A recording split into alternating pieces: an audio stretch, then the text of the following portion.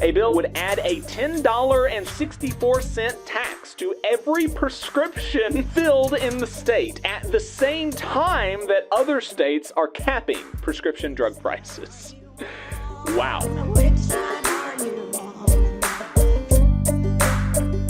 Every week, we bring you Last Week in Southern Labor, where we take a look at what workers were up to in the South when it comes to union elections, strikes, and bargaining updates, campaign updates. We also take a look at politics and legislation that's affecting working people and internal union affairs. So here is what workers in the U.S. South and the American colonies were up to from March the 1st to the 8th, 2024. In new union campaigns, a couple of weeks back, workers at 21 Starbucks across the country demonstrated majority support for unionization with Starbucks Workers United. And I think we're starting to see some of those petitions come through because there were several Starbucks petitions on the NLRB's website last week, including in Sulphur, Louisiana with 21 workers, Denton, Texas with 29 workers, Little Rock, Arkansas with 15 workers, and Christiansburg, Virginia with 17 workers. There will be another election petition filing coming up on the NLRB's website pretty soon with Starbucks workers in Miami, who are those election results are going to be coming through pretty soon, and they are the 400th Starbucks store to vote to unionize, meaning that now there are 10,000 Starbucks baristas across the country who are represented by Starbucks Workers United. Absolutely huge news. So we'll see that filing come through next week, probably. Workers likely pushed by their employer filed a petition to decertify Teamsters Local 327 as the union representing 10 workers at West Rock Service in Nashville, Tennessee, 6 workers at Arcola, a gravel supply company in Harrison, Arkansas, filed a petition to hold a union election with the Teamsters Local 373, as well as another location with 9 workers in the same city. 82 workers at United Natural Foods in Sarasota, Florida, filed a petition to hold a union election with Teamsters Local 79. Workers likely pushed by their employer filed a petition to decertify the Service Employees International Union, SEIU District 1199, as the union representing 35 workers at the Charleston Healthcare Center in Charleston, West Virginia. 5 workers at Herzog Transit Service in Irvine, Texas, filed a petition to hold a union election with the American Train Dispatchers Association. 42 workers at Bull Moose Tube in Sinton, Texas, filed a petition to hold a union election with the United Steelworkers, USW. The employer filed a petition to hold a union election after a majority of the 20 workers at Houston Landing in Houston, Texas, demonstrated support for unionization with the News Guild's Media Guild of the West, but this petition was later withdrawn because the company decided to voluntarily recognize the union. Love to see it. 9 guards at Kerberos/Maxcent in Arlington, Virginia, filed a petition to hold a union election with the Security, Police, and Fire Professionals of America, SPFPA. 20 workers at Luke & Associates in Beaufort, Texas, filed a petition to hold a union election with the International Union of Operating Engineers, IUOE, Local 465. Workers at a Toyota engine plant in Troy, Missouri, announced that they hit 30% support for unionization with the United Auto Workers, UAW, citing safety issues in particular as a motivating factor. This is the first Toyota plant in the country to hit this milestone. In campaign updates, the Council of Bosses in Alabama was not kidding when they said they would be putting out an all-out propaganda war. This week alone, there were 2 more statewide op-eds lambasting Alabamians for wanting to organize. Workers organizing with the Amazon Labor Union at an Amazon Air Hub in Kentucky are hosting DHL Teamsters from across the street, who will be talking to Amazon workers about how they recently unionized, struck, and won big. Graduate workers at Vanderbilt in Tennessee announced they hit 50% support among their bargaining unit for unionization with Vanderbilt Graduate Workers United, a UAW affiliate. Being a private university, they can unionize under the typical process. Hey, 5 seconds. Just wanted to say that this is only possible because of our donors. If you want to see more of this, then consider donating yourself at tvlr.fm/donate. In election results, there were 5 election petition withdrawals this week. 60 workers at Red River Science and Technology in Fort Knox, Kentucky with the Transport Workers Union. 17 workers at Parker Transport in Clinton, Tennessee with the Teamsters Local 519. 13 workers at Louisiana Fair Housing Action Center in New Orleans, Louisiana. And 95 workers at Tensar Corporation in Morrow, Georgia with the Retail, Wholesale, and Department Store Union, RWDSU. Additionally, a decertification petition with 7 workers at the Daily Progress in Charlottesville, Virginia with the Washington-Baltimore News Guild, CWA Local 32035, was withdrawn. 4 workers at Barbizon Capital in Alexandria, Virginia voted 4-0 in favor of unionization with the International Alliance of Theatrical and Stage Employees, IATSE Local 22. 7 workers at Leidos in Merritt Island, Florida, voted 7-0 in favor of unionization with IATSE Local 780. 9 workers at Victory Toyota in Triadelphia, West Virginia, voted 9-0 in favor of unionization with the Teamsters Local 697. 27 workers at Southeastern Paper Group in College Park, Georgia, voted against unionization with the Teamsters Local 528.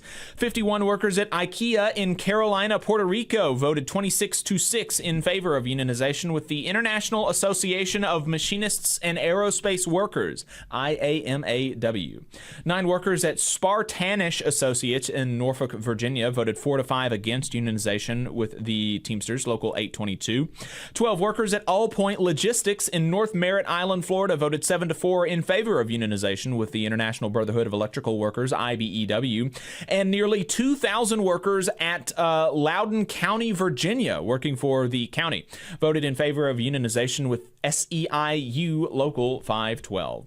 In settlements, grievances, and unfair labor practices, workers at Longleaf Neuromedical Treatment Center in Wilson, North Carolina, and members of UE Local 150 were, quote, overpaid in amounts ranging from $26 to nearly $3,000 because of a clerical error, and had the overpayment deducted from their paycheck in whole without notice.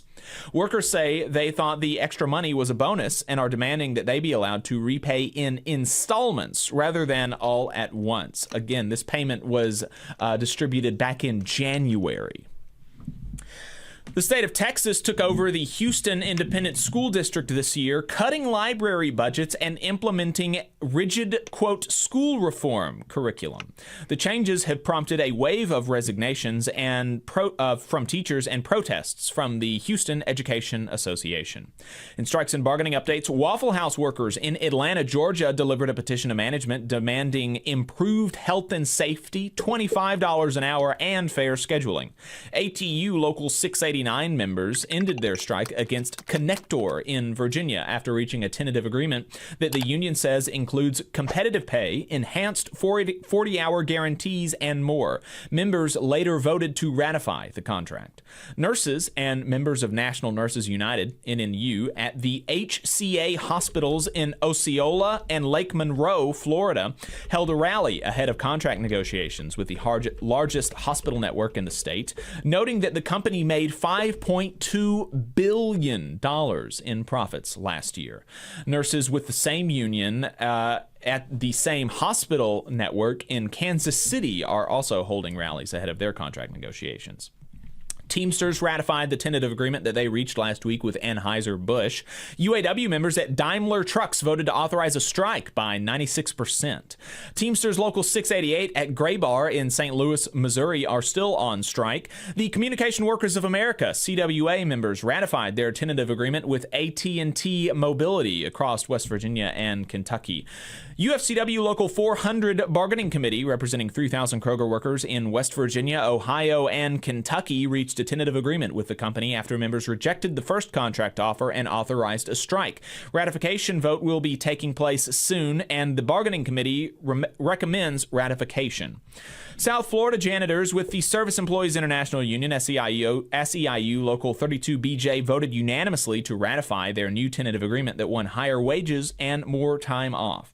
In politics and legislation, Kansas City is considering subsidies for a new sports stadium, and labor and community groups are demanding a community benefits agreement. Last week, the High Road Strategy Center released a report on Milwaukee's recent construction that came with a community benefits agreement, detailing the positive results and advocating for similar measures to be taken in Kansas City.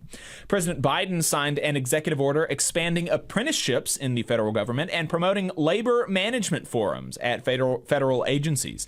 The American Federation of Government Employees, AFGE, is supportive of the recent executive order. Bipartisan legislation has been introduced in the U.S. Senate to keep rail worker unemployment benefits for rail workers. While the Railroad Unemployment Insurance Account is employer-funded based on time worked, like so many other unemployment insurance benefits, this account is subject to congressional sequestration, which means that a percentage of these earned benefits is sent back to the federal government. The Railroad Employee Equity and Fairness Act, introduced by Deb Fischer, Sherrod Brown, and Amy Klobuchar, would stop this. The legislation is supported by the Teamsters. Senator Josh Hawley introduced the Protecting American Auto Workers from China Act, which would raise tariffs on Chinese automobiles. The Teamsters are supportive of this legislation as well. A bill in the Alabama State House was introduced last week that would add a $10.64 tax to every prescription filled in the state at the same time that other states are capping prescription drug prices. Wow. Florida's legislative session is over, and we'll have McKenna Schuler on next week to debrief, but in short, it's bad. It's bad. That's the short and sweet of it. The U.S. Department of Labor Wage and Hour Division's New Orleans District Office has signed a collaborative agreement with the Southeast Louisiana Building and Construction Trades Council to protect workers and promote compliance with federal labor laws. Democrats in Virginia are pushing for a law to legalize collective bargaining for state employees, and the United Campus Workers CWA local in the state is supporting the move. You just saw a clip from the Valley Labor Report. We are live every Saturday morning from 9:30 a.m. till 12:30 p.m. And we pride ourselves on keeping all of our content free to everybody so that we can talk to as many working folks as possible. If you support the work that we're doing, you think that it's important, you think that it's good, then consider making a monthly contribution to the project, and you can do that on our website, tvlr.fm.